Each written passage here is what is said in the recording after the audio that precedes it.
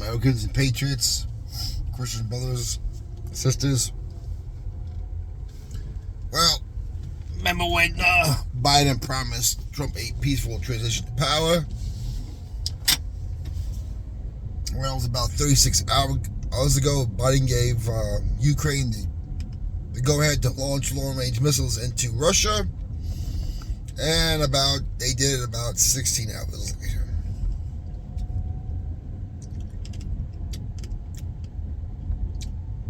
Maybe Joe doesn't know the definition of a transitional transfer of peaceful power. I don't know. Forgive my voice, I'm overcoming the flu.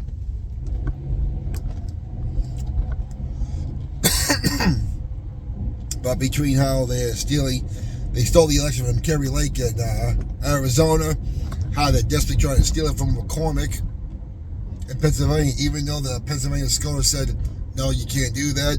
The governor himself said, nope, you can't do that. And the legislature said, no, you can't do that. They're going to count anyway. This is what you're dealing with.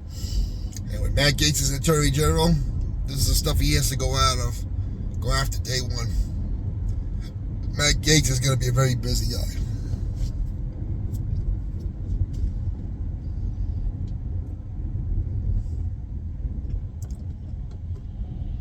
But when they try to use the Russian war, or possible World War III, as a reason not to have even transfer power,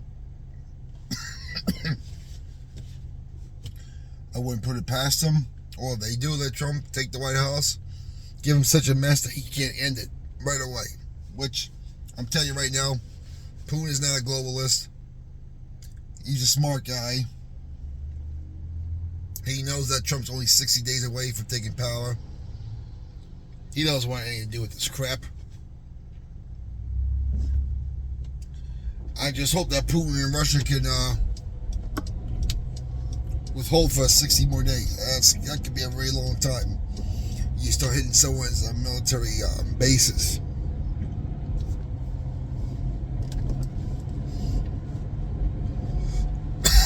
But we told you it was going to get uglier before it gets better. We said that winning the vote was not just enough. It was huge. Big, don't get me wrong. We had to win it when we did. Too big to rig. But I also told you that those 76 days from November 6th to January 20th are going to be real big.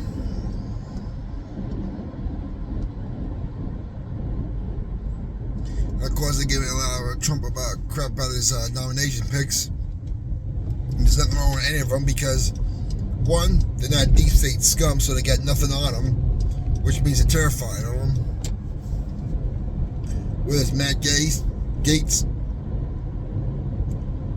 Matt Hagsworth, Mike Huckabee as ambassador to Israel.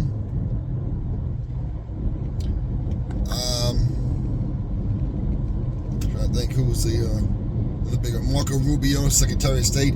I'm not real big on him anyway, but worst comes to worst, you always fire him, and then the Senate's gonna appoint someone who's conservative like him down in Florida to fill out his term. So who knows what the plan is there with that one? I'm not really sure.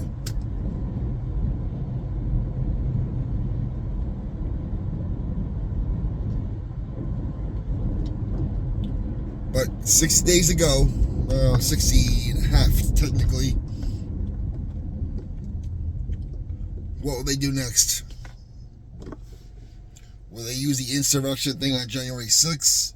I know, I expect something to try to do something on January 6th.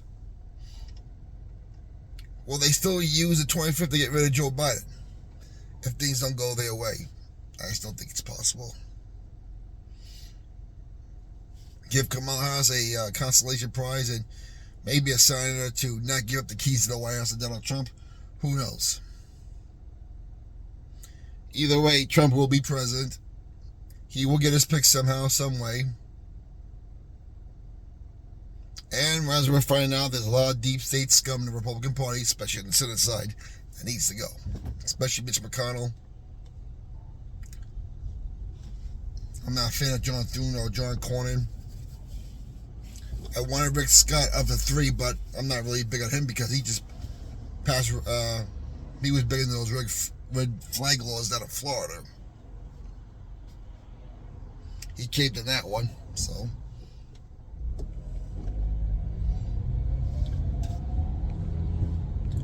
But put your comments down below. What's your opinion like to know? Does Putin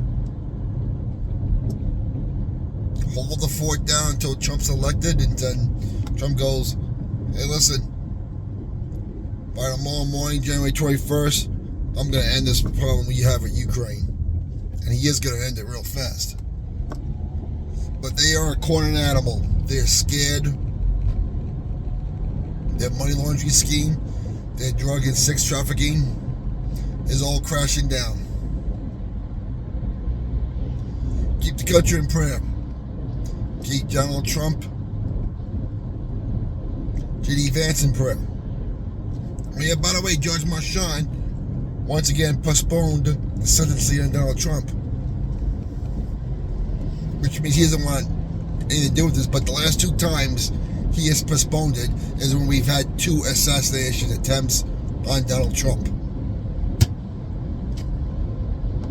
I'm telling you, I'm expecting them to at least do it at least 2 more times before he even gets into office. So keep those 2 families in prayer. Keep the country in prayer. When the Lord's with you, no one can be against you. And we'll talk to you later.